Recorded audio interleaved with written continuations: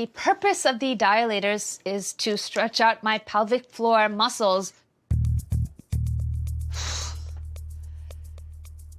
Camille, half thrilled and half terrified, stares at her sliding bedroom door. Mirrors on her dresser reflect the trembling in her shoulders.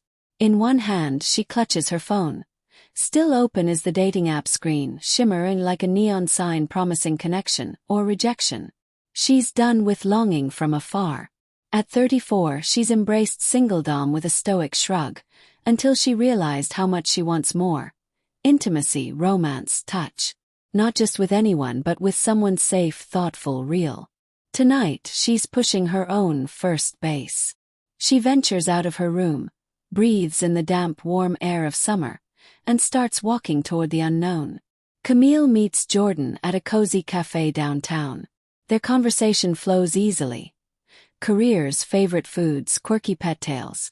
She laughs, locked in the moment, until the waiter approaches with a latte so perfect it steals her gaze. His smile. Something about the kindness in his eyes stops her in mid-sentence. Camille's warmth turns into an awkward spotlight.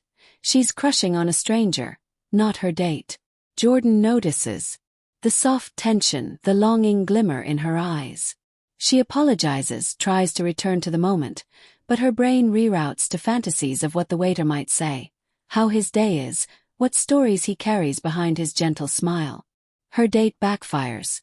Not necessarily due to Jordan's fault, but because her heart redirected to someone else entirely.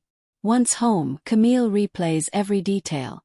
The way the waiter lingered when handing off the coffee, the tilt of his head, and most painfully, how accustomed she'd become to detachment. Elliot, 36, attends a mind-body connection speed dating event. Dim lights, slow music, and pairs seated close, supposedly perfect for opening lines like, "What's your deepest desire?" But when a date named Lily leans in, her hand slips onto his forearm. "Just to feel the energy," she says. Elliot freezes. He's never experienced that before. Touch with intention, not just courtesy. His heart races as Lily's fingers flutter like butterflies along his skin. Euphoric, then panicked. In that moment, Elliot battles between needing to pull away and wanting to lean in. Lily's eyes soften. "It's okay," she whispers, but Elliot's overwhelmed. They're moving at tantra speed. It's supposed to be intimate, but it's too fast, too physical. He stumbles out, thanking the facilitator in a daze. Alone outside, he pulls in the summer night, dizzy from the closeness. Maybe it's not about shutting himself off, but learning how to receive. Nina sits cross-legged on her bed, journal open, fingers hovering over a prompted exercise. Her therapist suggested exploring intimacy in a way that challenges her traditions, but still respects them. Homework, they call it. Her pulse quickens like a secret. She's alone, room dim. Lights of the city glimmer through the curtain. Her task: write affirmations that connect her body with her mind. No one to hand in her journal to. Only she will know the truths she's capable of writing. Yet when she begins, her words tremble. "I am worthy of touch. I am not shame." Writing it out feels like stepping into a room where she isn't allowed. But she's there, pen in hand. Halfway through she pauses. Tears gather. This assignment isn't erotic. It's revolutionary. For Nina, it's about permission from herself. By the time she finishes, her cheeks are wet, her heart lighter. She's taken the first fold of intimacy and unfolded it openly. Ria's parents and sister hover over the couch, their phones in hand, poised to swipe. She sits, exasperated but grateful. "Try this one," her mom says, scrolling through profiles. "He loves gardening." Her sister shakes her head. "No, this one's quirky." Ria doesn't argue. She's surprised how their input softens her. Not because she doubts herself. It's that she hasn't shared this journey before. When a match pings, she hesitates, then swipes. Their faces appear, flirtatious smiles like invitations. She rehearses what to say. Instead of hiding, she's asking for help. She shoots a message. "Hi. I'm new to all of this." And I'd rather be honest from the start. She hits send. Her family cheers. She smiles, curious, not about perfection but about the possibility. The night pulses outside, connecting our four through invisible threads. Anticipation, fear, relief, and trembling hope.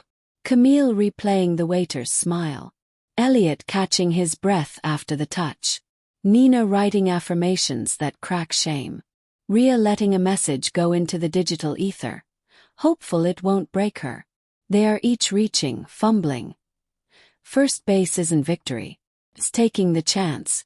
Next morning, Camille replays the cafe scene over coffee. She realizes her crisis wasn't about Jordan. It was about connection. She texts Jordan, apologizing if she seemed distracted. And separately calls the cafe. Thank you for brightening her night, she says. It's awkward but real. No answer yet, but the act itself feels like progress. Elliot arrives home, phone buzzing. Lily. Her message. Hey, want to meet for coffee? No pressure. Elliot exhales. The physical had been scary, lingering energy, but her gentleness gives him space. He texts back. Let's do that. His night train is lighter than usual, as if his heart is practicing openness again. Nina reads back her affirmations and smiles. She texts her therapist. Did the homework. It was hard, but I did it. The reply. You're doing beautifully. Her phone pings. A reminder for next session. She types. Feeling fragile but brave. And then stops. She doesn't send. She respects her own pace. Soon. You're honest, that's refreshing. Pops up on her screen. It's from her match. They exchange messages about quirks, dreams, and vulnerability. She blushes, and not from fear but from possibility. The 4 stories aren't neat conclusions. Camille still wonders about the waiter. May text Jordan again. Elliot is learning the art of receiving touch. Nina's journey continues. Ria may meet her match someday. But every one of them has overcome a hurdle, not by grand gesture, but by being brave enough to feel. First base isn't the finish line. It's a beginning. In vulnerability, in reaching, in sharing, there are no more virgins to what intimacy means.